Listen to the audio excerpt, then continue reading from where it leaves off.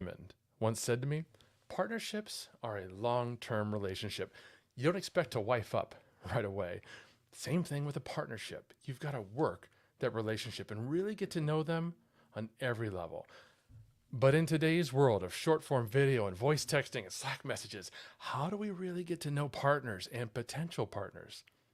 Are long term relationships really that important?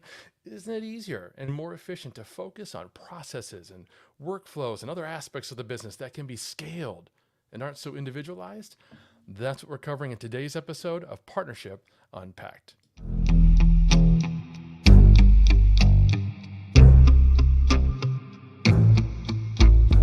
This is Partnership Unpacked, your go-to guide to growing your business through partnerships quickly.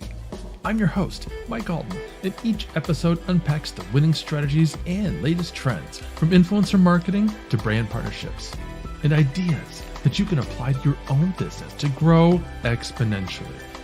And now, the rest of today's episode.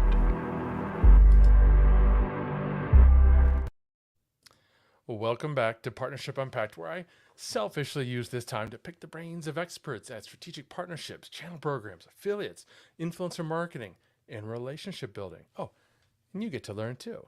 Subscribe to learn how you can amplify your growth strategy with a solid takeaway every episode from partnership experts in the industry. I'm Mike Allton, and I'm here in the home office in St. Louis. And those of you watching right now, let us know where you're tuning in from in the comments. We'd love to see you. And if you're watching the replay, comment with hashtag replay, because those who watch and engage live have the opportunity to get their questions answered real time. Now, do you feel like your partners care about you? Would they go out of their way to help you or work with you if you needed them? How do we move purely transactional exchanges into long-term relationships where brands and influencers can collaborate more fully? And what's the ROI for these kinds of partnerships? Well, that's exactly what our guest today, Jessika Phillips, is going to talk to us about. Jessika is the queen of relationship marketing. She founded Now Marketing Group in 2010 with only a laptop and a vision to give people with heart an upper hand. And over the ensuing years, she's demonstrated time and again how powerful relationships can be, from building a Forbes recognized agency partner to assembling the annual Social Media Week Lima event that's packed with the most incredible marketing experts and speakers. And I can't wait to get her to help us unpack the importance and relevance of professional relationships. Hey, Jessika, welcome to the show. Hey, Mike, so good to hang out with you and talk about this. So excited. I was just saying, in the green room, this is the first time I've been able to introduce you and talk to you live on camera, even though we've been on many shows before together. I'm usually behind the scenes producing. Yeah. So this is a bit of a special treat for me. This is. Yeah, I love it. Now, I'm going to start by asking the question that I usually reserve for the end. Those of you who've been listening to the dozens of podcast episodes we've shared this year, you know how important relationships have been to each and every guest. But that's why I asked Jessika to join me today. But just to set the stage, Jessika, how important have relationships been to your career? It has been the backbone of everything that we've done, both internally with Now Marketing Group and growing the brand, because we've not had a salesperson. We've relied on relationships to not only help grow from a small Lima, Ohio community that we're based in to now working with some of the top brands across the US and top individuals that work with me that live across the US, to forming partnerships like with you, Mike, and others that, if it hadn't been for relationship marketing and just approaching business with a relationship first mindset, I think we would have been cutting ourselves short. And I know that. Now, you said something that I'm hoping you can unpack for us some more. You talked about relationship marketing. What do we mean when we say that? Or what do you mean when you say relationship marketing? Yeah. And I sometimes refrain from even putting marketing with it, but it's honestly the approach that every brand, I feel, doesn't matter what kind of business that you are, B2B, B2C, SaaS company, it does not matter, that relationship marketing is the foundation of how you approach your business starting from the inside out. I believe relationship marketing is defined, I mean, by most people as focusing on a long-term repeat referral, organic and sustainable growth model by looking at, hey, what are we in it for the long term? We're going to go deeper with our relationships versus wider. I try to unpack that even a little bit more and how we approach working with our clients and how they show up, not just online from a marketing perspective, but at the core North Star of who they are as an organization. It's like, here's our brand voice and we're passionate about it. We know who we are. We're creating an environment, which I think this part is the key, of psychological safety for our team members that are going to be working with our clients that we're trying to build a relationship with, and empower them to want to do more for the people that they're serving. And when they feel empowered, then our clients are getting that experience, because relationships are really all about the experience that we're providing, how we're making people feel at the end of the day. So it does start from the company really feeling into who they are and what they're created to do, what is their brand manifesto, and then hiring people that are excited to do it with them and for them, and then working with people that you can truly serve, like your ideal audience. And then your partnerships kind of branching out from there. It all creates this flywheel effect because we're focused on maintaining the longevity of every relationship that we're working with. And we look at things as, how will this grow in momentum? Because we all know word of mouth is the number one referrer of business.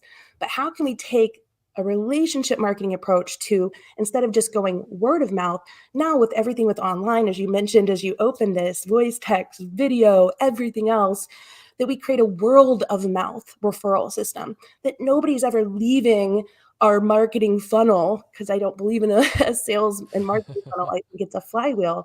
That relationship marketing is that approach to doing business, our core, and how we're showing up online to truly build deeper, not just wider short-term relationships. I absolutely love that approach. And as you were talking, you mentioned, colleagues, you mentioned other businesses Mhm. you might be partnering. Of course, you mentioned clients, because that obviously is one of the main focuses of your business as an agency. That's what you do. You're working with clients. But what differences do you see then between client partners and other kinds of partnerships and professional relationships? Yeah. So the differences are really that we focus on what we call out caring the competition. And care is an acronym of how we approach like every relationship that we're doing. So talking about, clients and partnerships, you really still approach it the same way. First, it starts with clarity of knowing who you are, what you're here to do as an organization. And so when you're approaching like a partnership or a client or even somebody that you're hiring, you really know, I have clarity and I'm succinct in showing up with clarity and conviction in what we're here to do and how we can help others. So instead of just running in and asking for a sale or asking somebody to be on your show, Mike, which I know you would never do, just like right out of the gate, right? You're building and maintaining a relationship and helping to show up to give first and outcare someone else. Get to know someone on a real intimate level, not just surface level stuff, right? You're really engaging with them. And that's part of the A in care process is all about articulating our message, right? So it's not only that we are showing up to capture attention, now we're articulating our message and building the relationships, which is the R part of care, for repeat referral business and partnerships. And the E part of care is all about exceptional experiences. So instead of just showing up, let's just say you're talking about partnerships, if we're, you have me on your show, instead of just saying, thank you, I'm going to show up, do my job and leave, I'm going to, go back and tell you, thank you. I'm going to probably send you a card, take some time out and truly show up that mattered to me. I'm thankful for your time and you going out of your way. The same thing you mentioned, the Social Media Week Lima, the conference that we host. When speakers come in, we try to make sure everything is a smooth process for them. We literally write out our full process of engaging with speakers and look at for ways that we can add delight and remove like friction points from the process of working with us.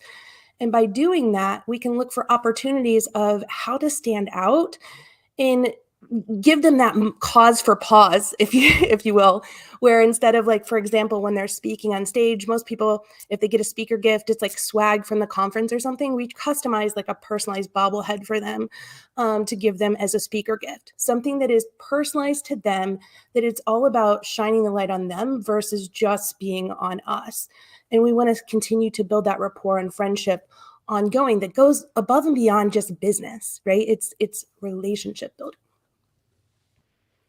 Love that. And I have to say, there's so much that I have learned from you over the years, so many lessons, excuse me, that I've taken from how you treat the people around you, how you thank and reward and just shine a light on what they've meant to you. Yeah.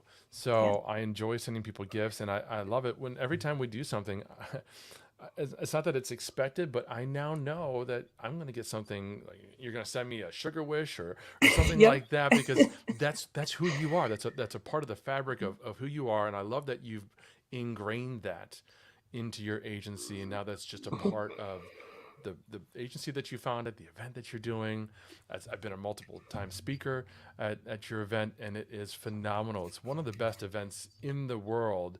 And there's a reason why speakers who are going to big stages in Mhm. massive cities around the world are willing to take the time to, literally planes, trains, and automobiles to get to Lima, Lima, Ohio, yeah. right? Yes. Yeah, but you mentioned something, the word ingrained. I think that's the key that's missing. Everybody knows, like, if you're, that make people feel good, you can send them gifts, but it's above and beyond that, because we can feel when things are phony and false and fake, right? And are not genuine. But when it's ingrained in the fabric of who we are as an organization, no matter what company you are, people know it, they feel it, and they remember it. They remember how you make them feel.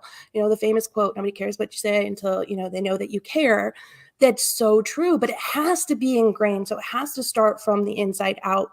And that's why I say, like, the key to a lot of this that's often missed because we jump to the actionable tangibles is that psychological safety of how we're creating an environment where people don't feel like they're going to be judged, or that they have to just keep quiet and you go with the flow and it comes from the head down of what you're doing. Because let's face it, all of us have been through so many changes recently as organizations, with COVID and everything else, and just the rapid rate of technology changing the tools that we're using, that unless it's ingrained in the fabric of the company culture and the team members that we're working with, it won't work, right? Because you're not the owner of the organization, the CEO, you're not dealing with every interaction, right? Most likely you have a team and people that you're working with that are handling things from you, whether it's a VA or, a full-time team member. So it has to be ingrained. And that starts from creating that environment of psychological safety, of showing up and truly celebrating people on your team, giving them a voice. And some of our best ideas, like, I'm so excited for the event this year too, and just other services that we've rolled out at now, have come from the team because they felt comfortable to share that. And that's enhanced our partnerships as well as our client relationships. I love this. And so for everybody listening right now, one big takeaway that you can just write down and think about already is how easy it is to do something as simple as a handwritten note to thank Mhm. a client partner, a brand partner, an influencer that you're working with, or maybe you want to work with, whatever that partnership is, whatever that individual looks like. Take the time to write a thank you note. It's just a little bit of time. It's not expensive. It's not elaborate gifting, but you can do it, and it's going to make such an impact. Now, Jessica, one thing I want to go back to, because you mentioned this a moment ago, this concept of a flywheel. Talk to Mhm. us about your relationship ROI flywheel.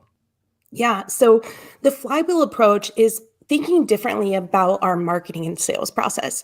It's truly thinking of, instead of things just coming in and we're marketing ourselves out and trying to, I call it a bullhorn approach of marketing ourselves out. We try to think like a magnet instead first. And the core of our magnet is what we're trying to attract in. So instead of a funnel, our process turns into a flywheel. We start thinking about, who do we want to be sticky to us, to be magnetic to us as a brand long term. That starts with knowing first who you are. And I like to say it's converting, instead of just even followers on your page, to real fans, showing up and listening, creating that psychological safety for them to share and give feedback, asking questions to them, truly listening to it, responding and engaging more than you're just wanting people to engage with you.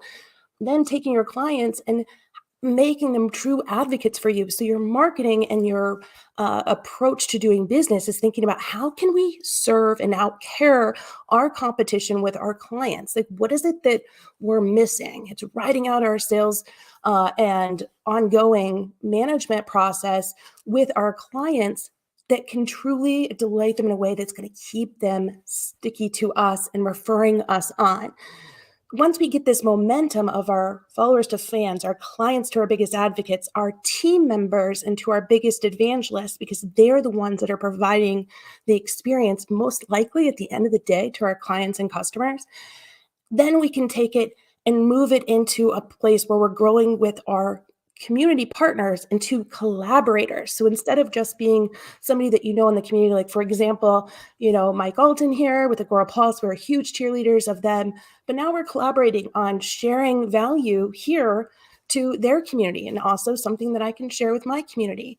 What happens then when we start this focus is that we grow in momentum over time. Nobody's dropping out of funnel.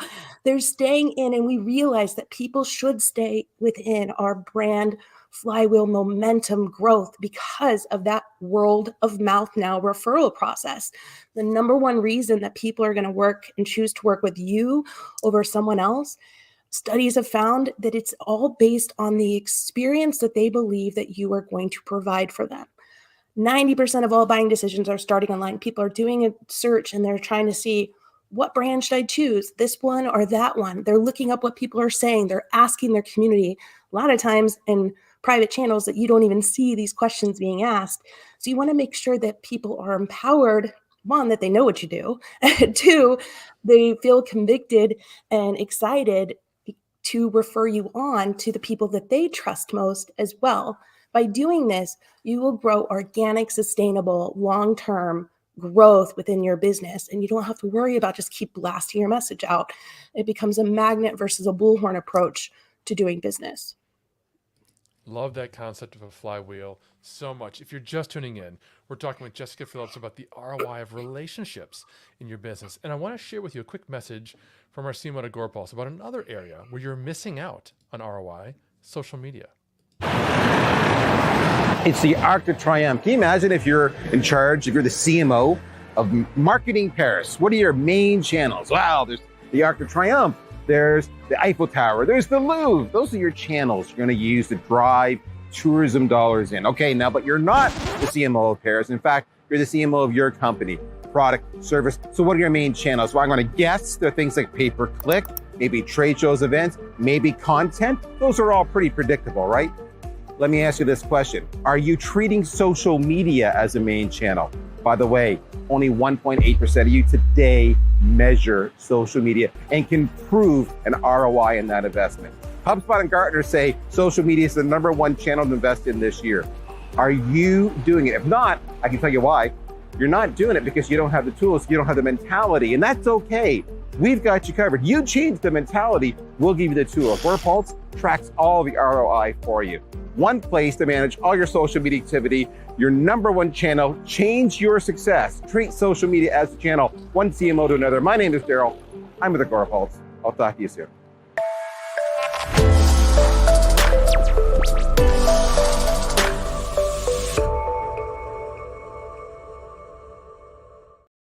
I just love that video so much. We need to go back to Paris and film more video content. Oh, I volunteer as tribute.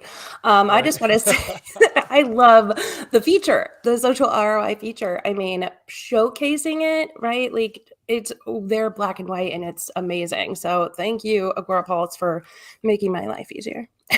Awesome. Thank you for plugging that in there. And so for the first half, we've been talking about, why relationships are important and talking at a very high strategic level, which I love. Let's now get into some of the details. Could you share, for instance, a couple of examples of situations maybe where focusing on the relationship paid dividends long-term, particularly if it involved like you and another brand or perhaps another influencer? Yeah, I can share a couple examples, quick ones, and I'll start from the most basic level, time. Okay. So, one, since we've been talking about Social Media Week Lima and plugged that a couple times, really that all started from me attending a conference, Social Media Marketing World. And when I went there, instead of just focusing on what a lot of people do at conferences is like try to get to know as many people as you can, and you just say your name and where you work and all that, it's just like surface level stuff that nobody remembers. We're all smiling and just trying to think about the next thing that we're going to say next. Instead, I went through the approach of truly getting first a look at who's attending the event. Still do this today, still teach this to my team. Look at who's attending the event. Who do we feel like we could connect with? Intentionally going and looking for those people and asking more, authentic relating type questions. Like, what's a project that you're working on that you're excited about? That kind of thing, right? But when going to that huge event, and so all of us go to events most likely, instead of just trying to feel like I was amongst a sea of people, which I was, I try to pull those most intimate connections that I wanted to have. And I created what was called a s'mores night, where I invited everyone to come and have some s'mores and wine on me. And we sat and we laughed around the fire. And what happened as a part of that is, one, everybody got outside of their brain of thinking of just business, business, business. We laughed, we got real, we had really great connections. And what transpired out of that is I maintained those connections and now hosting a conference of my own because those connections and relationships were maintained. I was memorable, right? They remembered how they felt when they were hanging out. Now they're willing to come in, as you mentioned, planes, trains, and automobiles to Social Media Week Lima, and to have that experience that fix that connection with others that are just like them, because that's who we surround ourselves with at that event. That's paid huge dividends. People have come back, like, Brian Fanzo, he's come back like 8 years, and we've had amazing Angus Nelson, you, Mike Allton, some really, truly amazing people that would show up and advocate for this event in a small town of people when they could be on this big stage, because they realized, and many of them said this in a video, that not only did it pay dividends for us because we're hosting this to add value in our community, but to them, because it's a community that, even though it's a smaller event, like, people took action on what they were saying, and they've maintained and had sales as it related to that event afterward too. That's one example. Second example, using time again. When I first started out Now Marketing Group, and I still do this today, I realized, like, people weren't going to hire me because they couldn't Google how to do social media or, Google, how to hire a VA really quick. I realized that they just maybe didn't understand the power of it or how to do it in a way that could lead to really great results. So I started hosting free trainings in our community once a month.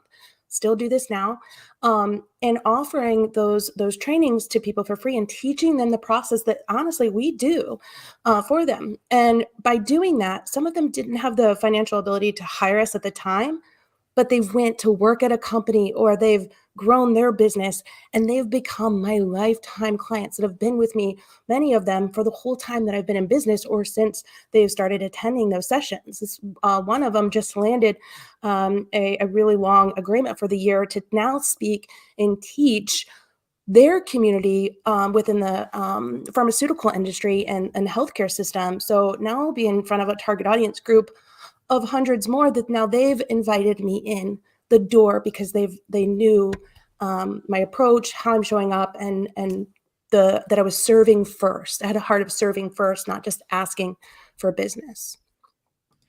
And the one thing I want to highlight there that you didn't mention, but I know, is that when you were doing these trainings, you were also partnering with other individuals, other community members, other organizations and Yep. brands like Mark, the comic book store owner, and Yep. folks like that, to widen that reach and to help more people and bring more people on board, right? Absolutely. During each training session, not only do I have, it's not just about us, right? Like you said, using examples from others, but we create an environment of community, psychological safety, of partnering together and realizing that there's strength in numbers, right? Like, when you can align with others that believe what you believe and want to show up, and it doesn't matter, like, Mark's a comic book store owner, right? And we're in an office collaboration with a comic book shop on one side. We have a wine boutique in the front, a music studio, a event venue, and then a marketing office all in this space here. but it works because of our approach of what we're here to do. We want to help grow our community to thrive, right? We want our community to be a place of makers and creators to be able to know how to grow their business. So they're learning from other entrepreneurs that are doing just that, started where they started, right? And are growing and learning lessons along the way that we can share back. So we create this environment of like, hey, we can all be real here. We can all help and serve each other.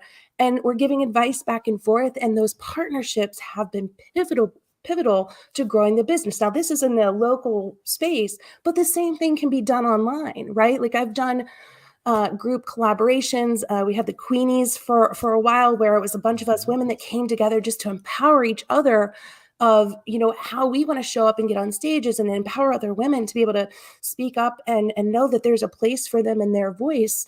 And that we should hang out and really get to know one another and be real and have that safety in knowing that there's other people that have your back. And we share all the time. We may not hang out all the time, but we connect and give feedback back and forth on, hey, can you guys look at this program I'm getting ready to launch? And they everybody gives feedback. And it's a place of people that you trust and you know that have your back. And that all starts from first giving yourself permission to be open, and then truly putting in the effort of wanting to deepen the relationships with key people that you know you can serve, but then also that's going to come back to you tenfold as well. When Mark watches the replay of this, he's going to appreciate what I'm about to say, which is that this is the Voltron of building businesses. We are stronger when we come together into one unit. And I do the same thing with my virtual events. Every quarter I'm putting on these massive virtual events, and I could not reach the audiences that I reach and have the depth of speakers that I have if I didn't have relationships with influencers, and if I didn't have deep partnerships with other brands in this space that I can tap and bring on, like Meta and Versium are going to be a couple ones coming up. And longtime partners like Wave.video and AirMeet and so on. They're fantastic partners, and they're so important, and we're important to them. It's that safe space, exactly as you've been talking about. Yeah, So, I think people get intimidated by that sometimes. You know what I mean? Like when you think of a big brand, people are people at the end of the day. Like we all have the same basic human needs. So I think, you know, just it's all about your approach and how you show up. And I know you do that. Phenomenal. Sorry, didn't mean to interrupt, but No, thank you. Yeah, no, I appreciate the compliment. So as we're talking about all these different ways that we're going to connect with clients, we're going to connect with influencers, we're going to connect with partners, and we're going to build deeper, wider relationships. Are there any tools that we can draw on today that can help us do this in a better way? Yeah, a ton of tools. So one, of course, like you want to first, I say start with where you're at with what you have first, right? So the tools I suggest first are literally writing out your flow and your process, who you are, what you believe, get your team involved. And by looking at this, you can see where there's some gaps and areas that you can remove friction, add in points of connection and delight, and making sure that you have everybody on the same page.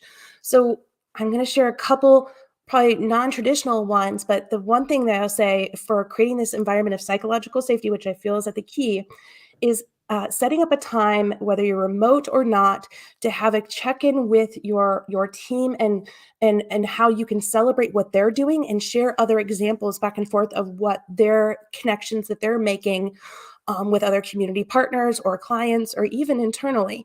We do every Friday, we call it the Nowy Owy Ow, where it's a time where we do shout outs for our team members each week. And we have a fun question to deep dive to get to know each other more, because we have team members spread across 9 different, states across the US. So we're creating that environment. So one, start with the basics, right? Like intentionally don't let your tools get in the way of your technique, right? So start with the technique first. Then the tools. I love, of course, it's going to sound phony because I'm with Agora Pulse, but I love Agora Pulse Inbox, so you can monitor conversations and know what's happening, and you're not leaving anyone feeling like you don't care and you're not responding to them. We like to show up on everything that we're sharing online and social media to keep the conversations going and making sure that people are feeling, one, that safety of sharing feedback back to what we have. Like we just named our mascot and we got everybody else to chip in on that, but that we're responding to them in a timely and approachable manner. Another tool that I really love is we use Sugar Wish, which is just a digital candy store Evite that actually now is expanded where you can send people a gift to say thank you for their time. There's also a tool called Thanks that I love as well. But you let people know that they've meant something to you, that you recognize their efforts and their connection with you. Another tool is like send out cards. I love that one as well. But you don't even have to spend a lot of money on it. I mean, handwritten notes are great. That one can be a tool. And another one that I really love recently is called Fireflies. So we do a lot of remote meetings, and I want to make sure the partners know that they're being heard and that I can go back and listen to what's been said. And Fireflies, it joins your meetings automatically and transcribes the meeting for you, also provide you sentiment of that meeting in case you missed it, and let you, have the dates, times, everything that was mentioned, and you can go back through. You can also then take that transcription and potentially even have like another team member jump in and get some feedback on what's being said if you were unsure. But it's a great way of making sure that you're documenting what you're taught, what's been said in a way that's going to let people know that they were heard, because they may have mentioned their dog's name or something in there. And now you have those notes to put into a CRM, which is another tool to know and remember that, like Mike and I were talking about our girls in dance before we jumped on here, that he's got daughters that are in dance and one of them's going to do this big event in Orlando. And then, you can remember those moments, document it, and then remind yourself later to follow up and make sure that you are making a point to bring that back to memory, because it feels good to know when other people are noticing and remembering what we're saying, and that they're taking action on it to remind us of that.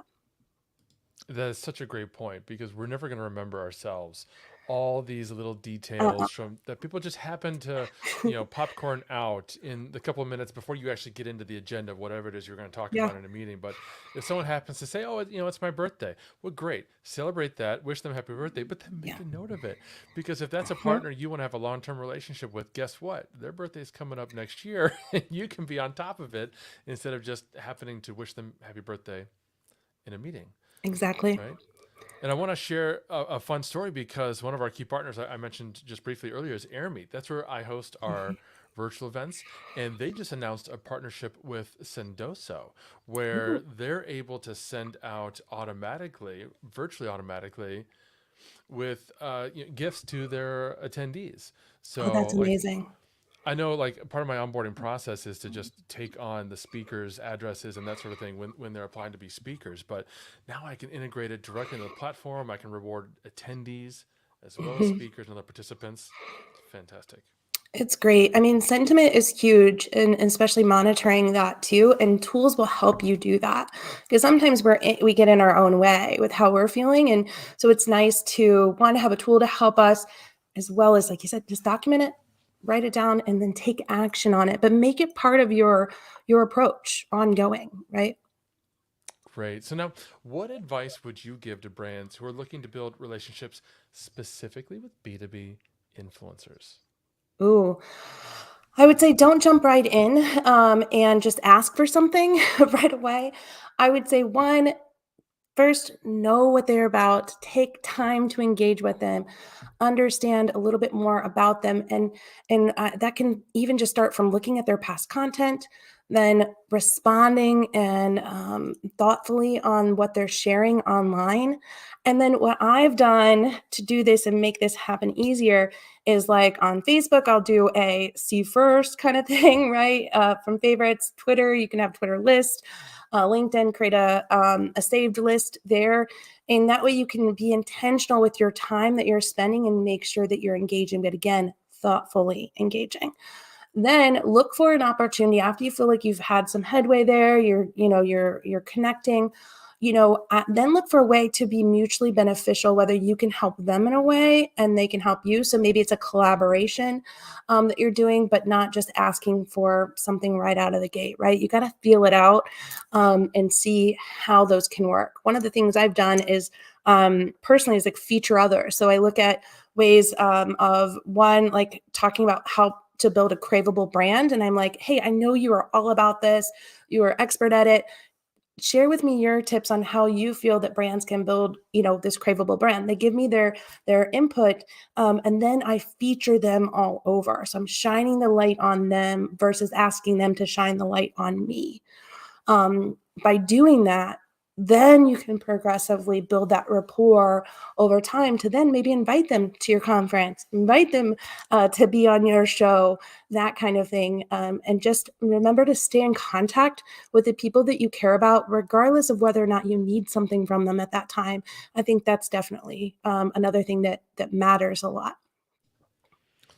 I love that approach. In fact, another example from you that I recall is an article that you wrote, you collaborated with your team, listing women in marketing to follow. What was it, 65 women? Yeah, it keeps growing. Like it's the more growing? women I Okay. meet.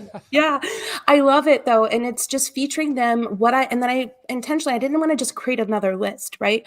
Yeah. I wrote in there what I loved about each person and like what their core, stance is on things. And this is giving other women a chance and opportunity to then connect with more. Some of it spurred from a list that was done by a very well-known publisher, and they were listing the top 100 most influential people, and there was like one woman in there, I think, and I think she may have even been beside a guy at that time. And I was like, wait, what? There's so many amazing women to feature too. But look for those opportunities too. Again, shining the light on people, and when there's nothing in it for you, many of them, yes, they have marketing agencies too. They do similar things to us, but it doesn't matter. It's still a collaboration and celebration of all the people that we can serve greater together when we're working together. For those of you listening, this is such a terrific case study in relationship marketing. It's the idea of a listicle, but done just so many ways better. Like Jessika said, she took the time to include a personal opinion, thought, validity to each post. It wasn't just a list of 65 women that happen to have high Twitter follower accounts, right? No. There was a reason for picking each and every one of these. And there's also the added angle, which I absolutely adore because I'm a huge supporter of shining a light on women specifically. So there was a sociological angle, to put it another way, right? Where we are helping a somewhat disenfranchised audience through our content, through our own influence.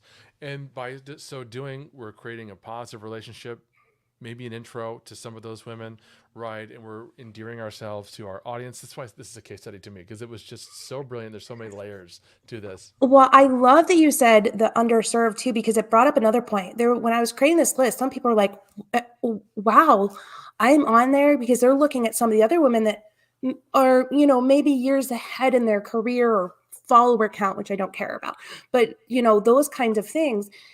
And that's another angle to look at when you're thinking of influencer. Everybody has a level of influence, right? And so sometimes even the speakers that we have on the stage in Lima, the people that we're putting on this list, it's about who you're connecting with too. And they're going somewhere. If they're very passionate about what they're doing and they're showing up in a way, they may not be that influencer today that quote unquote people call influencer, but they will be tomorrow. If they're continuing following down that path, following in their path, they could grow there. So it's like connecting with the people that you do truly vibe with, because you have no idea what they're going to grow and blossom into on their next level. They may just be getting started. But that's been the same thing true with, like I said, social media week Lima. Some of the people, it was their very first time that they've spoken on stage was in Lima. Chad, our friend, he emceed the event last year, and he's going to be back this year. He's amazing. And everybody was just like blown away when they found out this was the first time he'd emceed, because he was flawless and so creative. Sometimes people just need that shot first, that feature that, you just get to, that's the benefit also of relationship marketing, is you get to know their story a little bit more intimate details on someone. So you're not just looking at the surface level of stuff to decide if you should work with them or not. Really digging everything you're saying, because that is 100% my approach as well. Many of the influencers that I work with are folks that I can tell how they run their agency. I can tell how they approach social media. and I don't care how many followers they have, it's their mindset, their philosophy, their Yep. beliefs. That's what resonates with me and what's going to resonate with the brand Agorapulse. So those are the kinds of people that I'm looking at today to be our major influencers down the road. And they're often people that I'm working with individually that, like you said, they're like, I'm not an influencer. I don't have a big audience. I don't have a voice. And I'm like, well, of course you have a voice. Yeah. Of course you have influence. Yeah. You may not have as much follower count as somebody else in your space, but that's not relevant today. What's relevant is, what is your message? Who are you talking to? What are you trying to accomplish? Yeah. Exactly. Amen to that. All that. Yeah. So now let's turn the table a little bit, and let's suppose we're trying to build relationships with brands. Do you have just like one or two quick tips for folks who want to build and drive better relationships with brands? Yeah, absolutely. I would say the same really approach that we were talking about with the influencer is really looking at the brands that first you align with and they believe what you believe, and they're serving the similar community that you want to connect with. And then look for ways of how you can serve and support them too. But look for the key people in the organization that you want to connect with. So, for example, if looking at like Agorapulse, you're going to look at Mike Allton or whom else that you want to, Deb may be on the team, but look for the individuals that you can truly build that relationship with first. That's then going to help, open doors potentially, or maybe look at ways of collaborating together.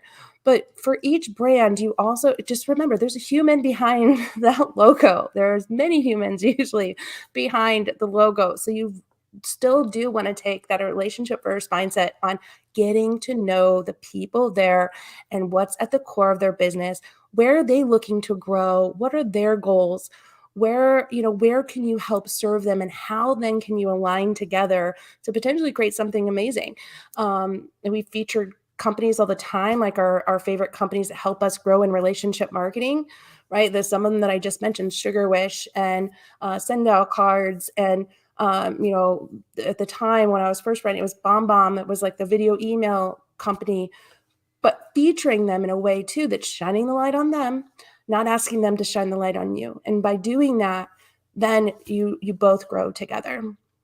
That's such a great point, to identify and build relationships with the individuals at the company. That actually echoes something, somebody that was watching, Jim Nichols, said earlier, because he said, I love to see a brand reflecting their own character in their go-to-market. So many service businesses say what makes them different is the people, but forget the unique character of their people in the ways that they reach out to acquire new customers. So to your point, brands that do a better job of showcasing their own employees on social media through their marketing channels are making it so much easier for their customers and their potential partners. Yep, absolutely. Yeah. And also I love the companies that are giving like that creative freedom to team members too, to, do a show, right? Like, or do something else like that is all a collaboration together. But it showcases the personality of the team that's there within the company that shows. Yeah. Cause there's how many companies, that's their motto. It's like, we have great customer service, or it's the people, but it's like, what does that really mean? Like, what do you really care about at the end of the day? Right. Jessika, you have been amazing. This has been such a powerful show. So many fantastic clips. I can't wait for the podcast to come out and all the highlights. But until then, can you tell folks where to reach out to you, to connect with you, where to learn more? Sure, absolutely. Thank you. By the way, it's amazing hanging out with you and realizing that this is the first time you've actually interviewed me. I didn't know, because we've been on so many shows together with you as the voice of God in the background. But I would love to connect with people and, learn more about you and connect and see how I could help. You can find me personally at jessikaphillips.com. That's Jessika, Jessika. Phillips, Phillips.com. And then just the social channel of your choice is all at the top listed there. And I would love to start a conversation with you there. Fantastic. And friends, that's all the time we've got for today. But don't worry, we're live every single Monday with a new podcast dropping. So make sure you're following us on Apple or Spotify or wherever you like to listen to great podcasts, and leave us a review. We'd love to know what you think. Until next time.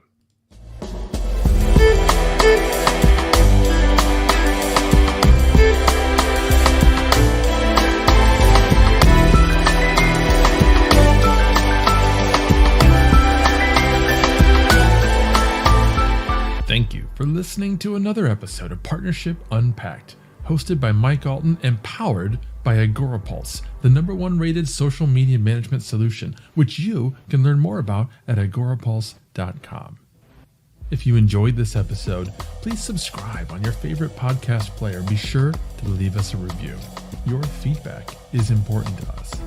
And if you want to be part of our audience during live broadcasts, take a look at our calendar at agorapulse.com/calendar. Until next time.